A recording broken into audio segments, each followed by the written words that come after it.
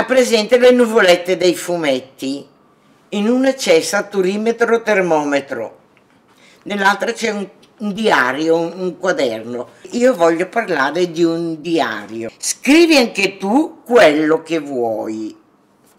Per cui io ho cominciato quasi subito a scrivere, perché ho una figlia che lavora al Papa Giovanni, la quale, vedendo quello che stava succedendo, ci ha invitato a non uscire più di casa, ad avere 1000 attenzioni.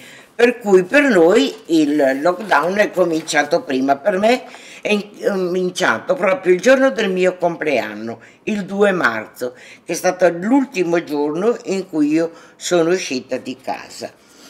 E in questo diario cosa faccio? Racconto tante cose. È il nemico di oggi,